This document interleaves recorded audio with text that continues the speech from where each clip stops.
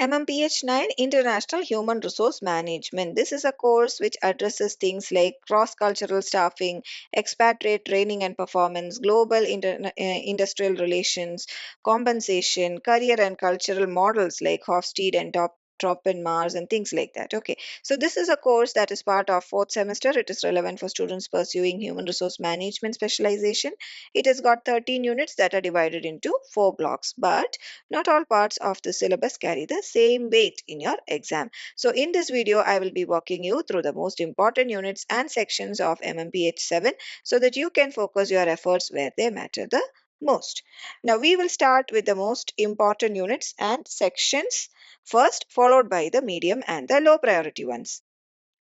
The most important units of MMPH 9 are Unit 2, Unit 9, Unit 10 and Unit 13. These are the most important units, and in these units the frequently asked sections are 2.4 and 2.5 from Unit 2, 9.2, 9.4, 9.5, 9.6 and 9.7 from Unit 9, uh, or sections from 10.1 through 10.9 in Unit 10, and Unit 13, it is 13.1, 13.2, 13.3, 13.4 and 13.7 in Unit 13.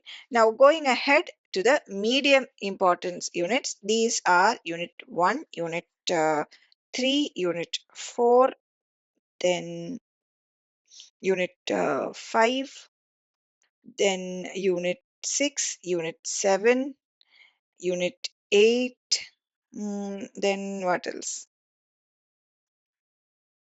Unit 11 and Unit 12. So that basically gives us no scope for a low importance unit. The reason is uh, these high importance, these 4 units have the most number of questions asked from them, but apart from that, all these units have an even distribution of questions asked. Okay, so I did not want to put all of this into a low priority bucket, so that is why I mentioned all the other units as medium priority. Okay, now coming to Unit 1, in this the frequently asked sections are 1.1, 1.3, 1.4 and 1.5. These are the frequently asked sections. From Unit 3, it is 3.6, 3.7, 3.8 and 3.12.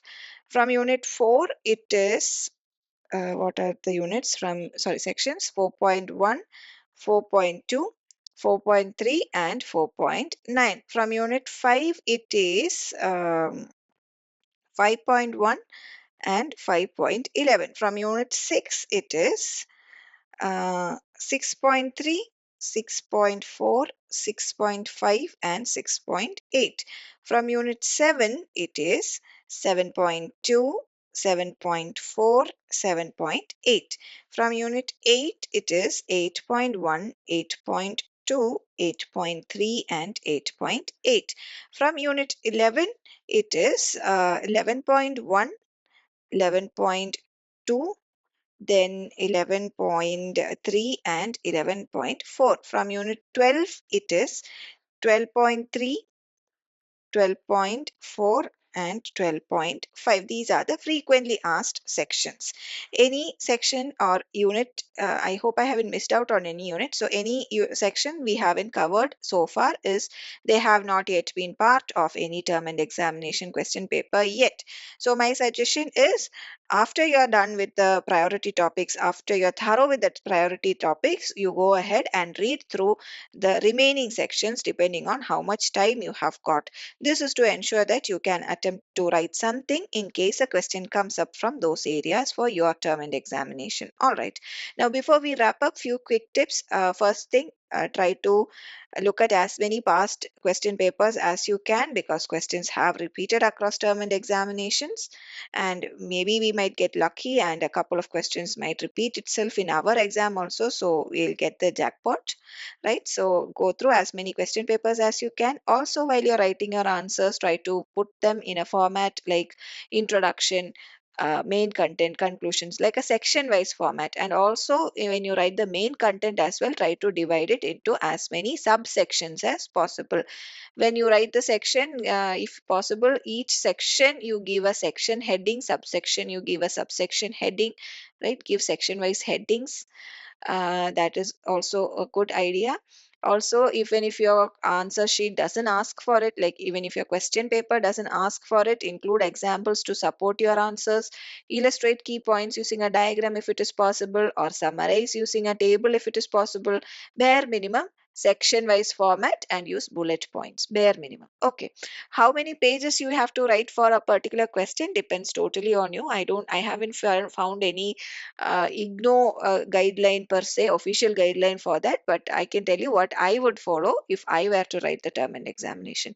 Generally, for since my board exams in 10th standard, this is the formula that I have been using. This is the formula I've been preaching, and people have benefited out of it. So this is like I generally write 1 page per 5 marks. So 20 marks means I write 4 pages. That is how I write, and I have an average sized handwriting. You can see on the screen, I have an average handwriting, average sized handwriting. If you have a very small handwriting, then this 4 page and all, you will have to write the entire Ramayana and Mahabharata to fill it up. So don't go by the page count. This is for people who have very small handwriting. Go by word count. So word count, my suggestion is at least try to write 500 to 600 words per answer. Okay, so how much ever that takes up for you, how many pages that takes up for you, you write it. Now, if you can write small handwriting people, especially if you can write more than 600 words, then well and good, because you will have pages remaining right after writing also. So, like that, you can do it. Then what else? Exact format we cannot know. Only IGNOU can tell it for sure, because formats have changed over the years. Okay, so don't worry about that though. Focus on these priority topics. Focus on the essay questions, because so far no question paper has been released wherein if you know the theory, the essay part, you cannot pass. Like you will pass like that. It has been all the question papers. So focus on the essay type questions, and uh, I hope for the best.